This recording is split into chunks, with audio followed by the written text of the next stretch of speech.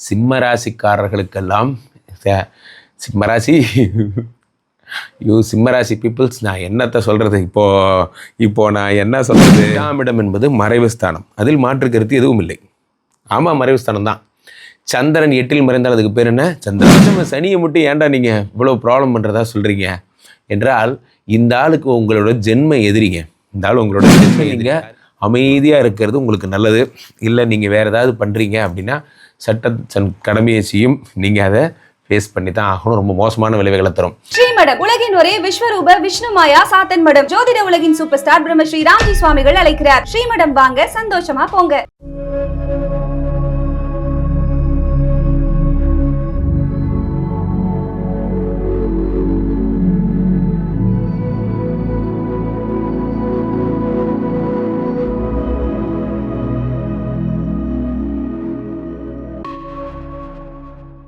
உலகெங்கிலும் இருக்கும் ஆன்மீக பரிகார நேயர்கள் அனைவருக்கும் வணக்கம். நான் உங்கள் ராம்ஜி. சிம்ம ராசிக்காரர்களுக்கெல்லாம் சிம்ம ராசி பீப்புள்ஸ், நான் என்னத்தை சொல்கிறது? இப்போது நான் என்ன சொல்கிறது? ஒரு படத்தில் வடிவேலு சொல்கிற மாதிரி மைக்கு கொண்டு கொடுத்துருவாங்க. அலை கடலென திரண்டு வந்திருக்கும் சிம்ம ராசிக்காரர்களே, இப்போது நான் உங்களுக்கு என்ன சொல்கிறது? உலகெங்கிலும் இருக்கும் சிம்ம ராசி நேயர்களே, சனி பகவான் வந்துட்டார். உங்களுக்கே தெரியும், அஷ்டம சனி வந்துட்டானா? ஆமாம், வந்துட்டார். இவர் மார்ச் 6ஆம் தேதி அஷ்டம சனியாக வருகிறார். நண்பர்களே, ஒன்று புரிஞ்சுக்கோங்க. 8ஆம் இடம் என்பது மறைவு ஸ்தானம், அதில் மாற்று கருத்து எதுவும் இல்லை. ஆமாம், மறைவு ஸ்தானம் தான். சந்திரன் 8இல் மறைந்தால் அதுக்கு பேர் என்ன? சந்திராஷ்டமம். குரு 8இல் மறைஞ்சால் அது பேர் என்ன? அஷ்டம குரு. அப்போ சனி 8இல் மறைஞ்சா இது அஷ்டம சனி. நம்ம சொல்லுவோம், நம்ம சனியை இது ஒரு படத்து டைலாக் தான் எனக்கு ஞாபகம் வருது. தீவிரவாதம் பண்ணுறவங்களை என்னன்னு சொல்லுவோம்? தீவிரவாதின்னு சொல்லுவோம். அப்போ மந்திரம் சொல்கிறவங்களை நாங்கள் ஏன் மந்திரவாதின்னு சொல்லக்கூடாது? கரெக்டு தான். ஒரே ஒரு குருக்கள் வரார், அந்த காமெடி தான் ஞாபகம் வருது. அந்த மாதிரி எதுக்குன்னா, சனி பகவான் உங்களுக்கு அஷ்டம சனியாக நம்மளை வந்துட்டு போனவர். அஷ்டம குரு வந்துட்டு போயிருக்கார், 8இல் சந்திரன் வந்துட்டு போயிருக்கார். அப்போ அஷ்டம சனியை மட்டும் ஏன்டா நீங்கள் இவ்வளோ ப்ராப்ளம் பண்ணுறதா சொல்கிறீங்க என்றால், இந்த ஆளுக்கு உங்களோட ஜென்ம எதிரிங்க. இந்த ஆள் உங்களோட ஜென்ம எதிரி. யார்? சனிக்கு சூரியன் ஆகாது. ஸோ அதனால் இந்த ஆள் மந்திரவாதின்னு தான் சொல்லணும். வர காரணம் என்ன அப்படின்னா, இந்த ஆள் உங்களுக்கு நல்லதே நினைக்க மாட்டான். ஆனால் இதில் என்ன ஒரு ஆச்சரியன்னா, அவன் போய் 8இல் மறைஞ்சிட்றான். யார்? சனி பகவான் போய் 8இல் மறைஞ்சிட்றான். ரொம்ப சந்தோஷம். ஏன்னா இவர் உங்களுக்கு ஏற்கனவே இன்பில்டாகவே நல்லது நினைக்க மாட்டார் இல்லையா? இந்த ஆள் 8இல் மறைஞ்சால் அவங்களுக்கு கொண்டாட்டம், சந்தோஷம்தான். சிம்மராசிக்காரர்களுக்கு பெருசாக ஒன்றும் பண்ண மாட்டாருங்க. காரணம் என்னென்னா, அவர் 6 குடையவராக இருந்து 8இல் மறைகிறார். 6 குடையவனாக இருந்து 8இல் மறைகிறார். 6 குடையவனா ரண ருண ரோக சத்ருஸ்தானத்தை கொடுப்பவர், வியாதி கடன் கஷ்டத்தை கொடுக்கக்கூடியவர் 8இல் மறைகிறார். 8ஆம் இடம் என்பது உங்களுக்கு மறைவு ஸ்தானம். அந்த இடத்துல மறையும் பொழுது என்னாகும்?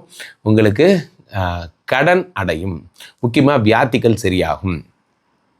6 குடையவன் 8இல் மறையும் பொழுது உங்களுடைய எதிரிகள் எல்லாம் துவம்சமாவார்கள். எதிரிகள் முன்பு நல்ல பரிசு எதிரிக்கு கொடுக்க வேண்டியது என்ன சொல்லுங்கள்? நிறைய விஷயங்களில் நல்ல பரிசு. ஒரு சிங்கம் கேட்குறது, சிங்கம் கேட்டதாம், ஒரு காட்டிலே ஒரு இது இருந்தது. இந்த மானிடம் கேட்கிறதாம், ஏய் யாரா காட்டுக்கு ராஜா? மான் சொன்னிச்சா, நீங்கள் தாங்க ராஜா. சிங்கம் போய் கரடிட்டு கேட்குது, யாரா காட்டுக்கு ராஜா? நீங்கள் தான் ராஜா. அதே மாதிரி சிங்கம் போய் யானைகிட்ட கேட்டுச்சான், ஏய் நீ சொல்லு, யாரா காட்டுக்கு ராஜா? யானை அமைதியாக போயிடுச்சான். உடனே திரும்ப, கேட்குறேன்ல பதில் சொல்லு, கேள்வி கேட்குறேன்ல பதில் சொல்லு, யாரா காட்டுக்கு ராஜா என்று கேட்டாரான். அதுக்கு யானை ஒரு சுற்றி அந்த சிங்கத்தை தூக்கி அப்படி தூக்கி போட்டுச்சான். சிங்கம் போய் உளுந்து குறுக்கெலும்புலாம் ஒடிஞ்சு இப்படி விழுந்துருச்சான். விழுந்த உடனே யானையை பார்த்து சிங்கம் கேட்டுச்சான், கேள்வி தானே கேட்டேன் அப்படின்னு கேட்டுச்சான். அதுக்கு யானை பதில் சொன்னிச்சான், பதில் தானே சொன்னேன் அப்படின்னு சொன்னிச்சான். இது ஒரு சிம்பிள், அவ்வளோதான். எதுக்கு சொல்ல வரேன் அப்படின்னா, எதிரிகளை ஜெயிப்பதற்கு ஒன்றும் தேவையில்லை. நீங்கள் அமைதியாக இருங்க, உங்கள் ஆக்டிவிட்டி சொல்லணும் எதிரிகளை ஜெயிச்சதுங்கிறது. அந்த பலத்தை சனி பகவான் தருவார். சம்பந்தம் இல்லாமல் 6 குடையவன் 8இல் மறைந்து விபரீத ராஜயோகத்தை கொடுத்துட்டார். இந்த அஷ்டம சனி நண்பர்களே, விஷயம் தெரியாதவங்க 100 சொல்லுவாங்க. நான் சொல்கிறேன் கேளுங்க. 7.5 சனிலையும் அஷ்டம சனிலையும் தான் ஒரு மனிதன் வேகமாக வேலை செய்கிறான்.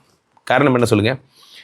ஏன்னா ஒரு மைண்ட் செட் நெரேட்டிவ் செட் பண்ணிட்டீங்க, வேறு வழி இல்லை, நீ கெட்ட நேரம், அப்போ அதுக்காகவே ஓடி ஜெயிச்சிட்றான். அது வேறு விஷயம், சைக்கலாஜிக்கலி. ஆனால் உண்மை என்ன அப்படின்னா, அந்த பீரியடில் தான் சனி உங்களுக்கு கிடைக்க வேண்டிய எந்த சப்போர்ட்டும் உங்களுக்கு கிடைக்காது. நீங்கள் வந்து குஷனிங்காக ஒரு இடத்துல இருந்தீங்கல்ல, அந்த சப்போர்ட் போயிடும். அப்போ என்ன ஆகும்னா நீங்கள் ஒர்க் பண்ணி ப்ரூவ் பண்ண வேண்டிய நிலைமைக்கு தள்ளப்படுவீங்க. ஒர்க் பண்ணுவீங்க, ஜெயிச்சிருவீங்க. உங்களுக்கு இது இவ்வளோ நல்லா வரும்னு உங்களுக்கே தெரியாது. 6 8 மறையும் பொழுது உங்களுக்குள் இருக்கின்ற செல்ஃப் ஸ்கில்லை தூண்டுவார் அவர். சார், நீங்கள் கம்பெனிக்கு போகிறீங்க, ஒரு வெண்டார் ஃபோன் பண்ணுறீங்க, வீணாக போனவன், அவன்கிட்ட பேசுகிறீங்க, அரை மணி நேரம் பேசுகிறீங்க. இந்த பக்கம் சப்ளைட்ட பேசுகிறீங்க, அவன் ஒரு அறிவே இல்லாதவன், அவன்கிட்ட அவ்வளோ நேரம் பேசுகிறீங்க. மேன் பவர் 2 பேர் கம்பெனியில் ஒரு 20 பேர் ஷாப்லோரில் வேலை செய்கிறாங்க. டெய்லி சண்டை தான். அவங்கள்ட்ட போய் பஞ்சாயத்து பண்ணி வைக்கிறீங்க. ஆக உங்களுக்கு பஞ்சாயத்து பண்ணுற ஸ்கில் வருது. கிளைண்ட்டை சார் இது சார் கோவப்படாதீங்க சார் அப்படின்னு பேசுகிறீங்க, சப்ளைட்ட பேசுகிறீங்க, இவ்வளவும் பேசுகிறீங்கல்ல. இதெல்லாம் யாருக்காக பண்ணுறீங்க? யாரோ ஒருத்தன் கம்பெனியில் யாரோ ஒருத்தன் சம்பாதிக்க. நன்றாக நினைத்து பாருங்கள். இதை நீங்கள் ஏன் உங்கள் கம்பெனிக்கு பண்ணக்கூடாது? பண்ணிங்கன்னா நீங்கள் எவ்வளோ பேர் ஆகிடுவீங்க. இந்த இனிஷியேஷனை சனி பகவான் தருவார். சிம்மராசிக்காரர்கள் அஷ்டம சனி எப்போ செல்ஃபாக யோசிக்க ஆரம்பிப்பீங்க. எனக்கு இவ்வளோ வருதே, நான் ஏன் எனக்கு பயன்படுத்திக்க கூடாது என்று யோசிப்பீங்க. இதில் என்ன ஒரு மோசமான விஷயம்னா, இதெல்லாம் நல்லா தான் போயிட்டுருக்கு. 8ல் இருப்பவர் 8 9 10 பார்க்குறார். சனி பகவான் 10 கோடியனோடு உங்களை தொடர்பு படுத்தும் போது உலக புகழ் பெற வைப்பார். இதை நான் நிறைய பேர்ட்டு சொல்லிட்டு இருக்கேன். சரியா? 8 கோடியவன் 8 9 10 பார்க்குறார். 8ல் இருந்து 2 பார்க்குறார். தனஸ்தானத்தை பார்க்குறார். சனி கொடு தாள் எவர் தட்டும் பார். தனியாக சொந்த காலில் நின்று ஜெயிக்க போகிறீங்க. அடுத்து சனி பகவான் உங்களுடைய 5ஆம் இடத்தை பார்க்கிறார். குழந்தை விஷயத்தில் டாக்டர்கள் எல்லாம் பார்த்து why don't you go for you IVF அப்படிங்கிறது. IVF பண்ணுறாங்க. IVF வந்து குழந்தை பிறக்காமல் 1 வருஷம் தான் ஆச்சு. ஏதாவது மாத்திரை இதே கொடுத்து ஏதாவது தின்னுட்டு சரியாகுன்னு பார்த்தா வர்றவங்க பூரா ஆள் கிட்னிஸ் எடுத்துகிட்டே விடுறீங்க. ஏப்பா அப்படி நடந்துக்கிறீங்க? இது நம்ம ஒரு வியாதின்னு கஷ்டம் டாக்டர்கிட்ட போனால் மேற்கொண்டு 4 ஊசியை போட்டுவிட்டு ஏன்டா போனோன்னு ஆக்கி விட்ருவாங்க. இருந்தாலும் சனி பகவான் அதிர்ந்து பார்க்கும் பொழுது என்ன ஆகும் என்றால் 5ஆம் இடத்தை பார்க்க உண்மையிலேயே உங்களுக்கு நேச்சுரலாகவே குழந்தை ஓகே ஆகிறதுக்கான விஷயங்கள் எல்லாம் இந்த சனி பகவான் தருகிறார். 5ஆம் இடத்தை பார்க்கிறார். இப்போது வாங்க அப்படி வாங்க. இரே தான் 7 கோடி வரும். இவர் போய் மறைஞ்சிட்டார். ஐயோயோ, என்ன விபரீத ராஜயோகம். நீங்கள் தனப்பிராப்தி, இதுதான் நீங்கள் சந்திக்க வேண்டிய மோசமான அஷ்டம சனி. அஷ்டம சனியில் இந்த வருடம் உங்களுக்கு ஒன்றும் ஆகாது. வெளிநாடு போனவங்க வெளிநாட்டிலே லாக் ஆகிடுவீங்க. திரும்பி வரமாட்டீங்க. திரும்பி வர்றது கஷ்டம். உங்களால் வர முடியாத மாதிரி உங்களுக்கு வேலை டைட் ஆகிடும். ஒன்று இந்த ஒத்த மரமாக மாட்டிக்கிறீங்க. குழந்த வெளிநாட்டில் இருக்க குழந்த, நம்ம வீட்டில் இருக்க குழந்தை ஃபோன் பண்ணுறாங்க. ஒரு உண்மை சம்பவங்க.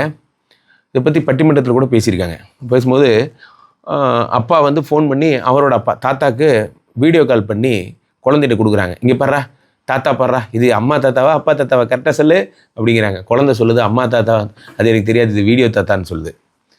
அந்த குழந்தை சொல்லுதான் வீடியோ தாத்தான்னு சொல்லுதான். அந்த மாதிரி மனைவி குழந்தைகளை பிரிஞ்சுட்டு வெளிநாடு வாழ்கிறவங்களுக்கு கொஞ்சம் கஷ்டமாக இருக்கும்.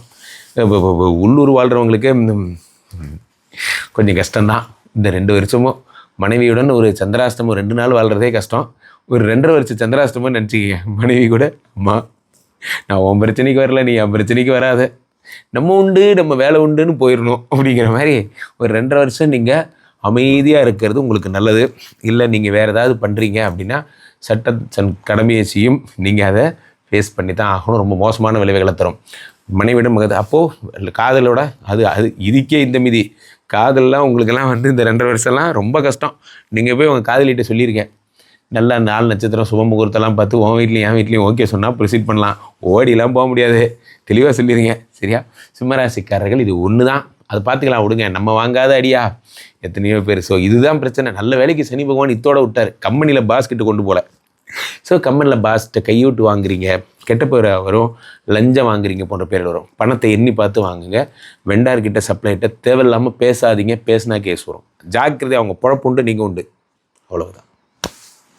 இங்கே ஸ்தாபிதம் செய்யப்படுகிறார் விஷ்ணுமாயா. அது தமிழ்நாட்டில் இங்கே போரூர் கார்டன் ஃபேஸ் 2ல ஸ்ரீமடத்தில் மட்டும்தான் இருக்கிறது. வேற எங்கேயும் இவருக்கு ஆலயங்கள் கிடையாது. நம்மளுடைய வேலை இல்லை, குழந்தை இல்லை, நமக்குடைய எதிர்காலம் கேள்விக்குறியாக இருக்குது, கள்ள தொடர்பு, ஏமாற்றம், துரோகம் போன்ற பிரச்சனைகளுக்காக ஸ்பெசிஃபிக்காக பண்ணுற ஒரு ஹோமம். இந்த ஹோமம் 48 நாள் தினமும் பண்ணுறோம். இப்போ நீங்கள் புக் பண்ணுறீங்கன்னா இன்னிலிருந்து 48 நாள் இந்த ஹோமம் பண்ணி உங்களுக்கு அந்த பிரச்சனைகளை சேலஞ்சிங்காக சரி பண்ணி தரோம். ஸோ விஷ்ணுமாயா சாத்தனுடைய ஆலயத்திற்கு நீங்கள் வாருங்கள்.